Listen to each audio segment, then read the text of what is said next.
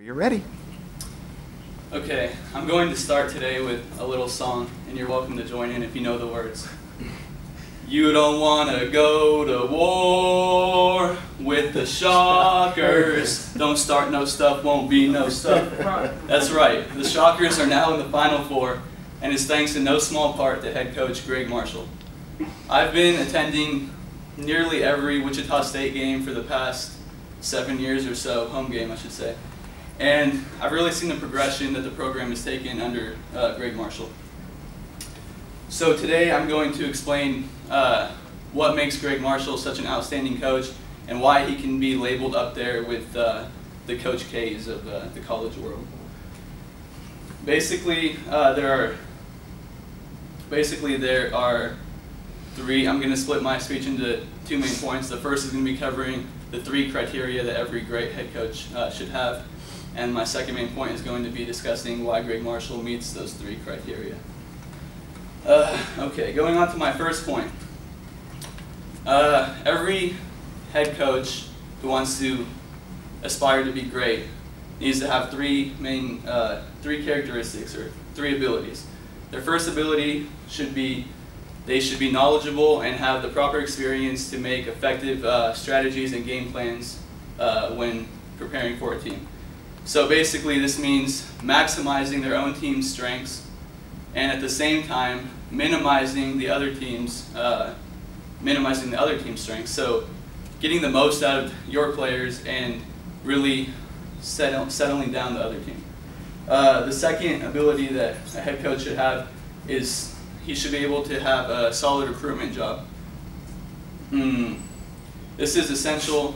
Basically what goes into recruiting is being able to identify talent and at the same time being able to persuade them to join your program.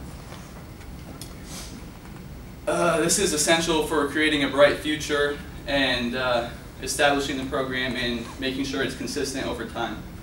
And the third thing that every coach should be able to do is to motivate and connect with his players.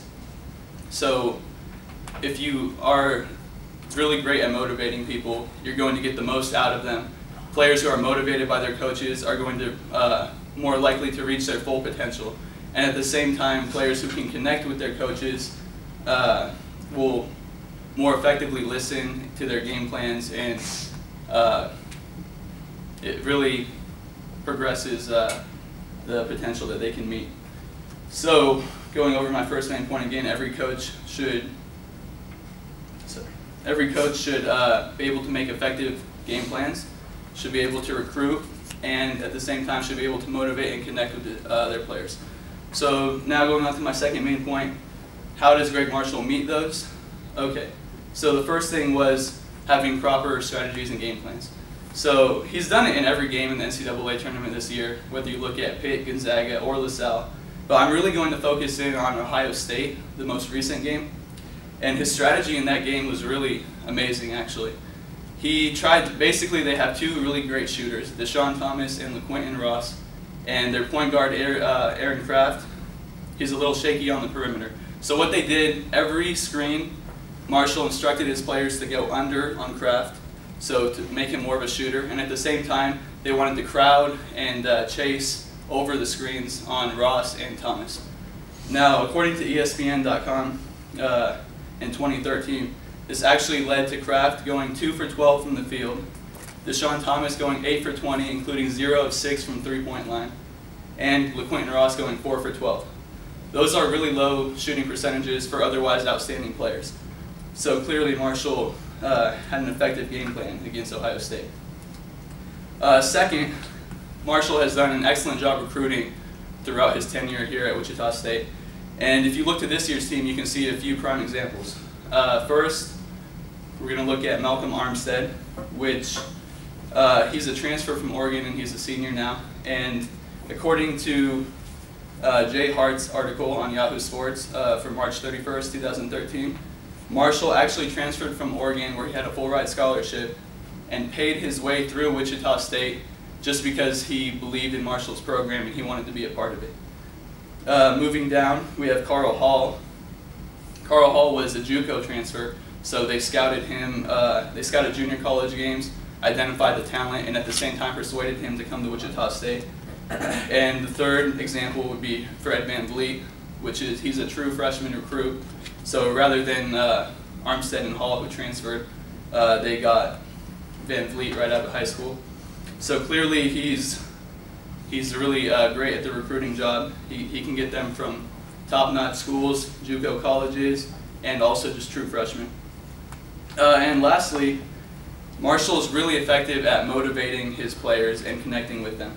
And this can be seen in, his motivation can be seen in his pre-game speeches throughout the tournament, where he instructs his players to play angry, and he always tells them, you belong to be here, because they've earned it, really. And when the players hear that from their coach, it really inspires them and gets them to play even tougher than they usually will. At the same time, he connects with his players. After victories, you can often see him singing, dancing, and celebrating with his team in the locker room, and really just having a good time. It seems like his players really connect with him on this basis. So in conclusion, every good coach should be able to make effective game plans, recruit, and also motivate their players. And Marshall does all three of these things as I've described above with his Ohio State game plan, his recruiting of his current players, and his motivational speeches in the locker room. So as we move towards Saturday, the big Final Four game, let's keep the good times rolling. And Marshall has really progressed the team. They've improved every year he's been here. So let's go out there Saturday against Louisville and continue to shock the world.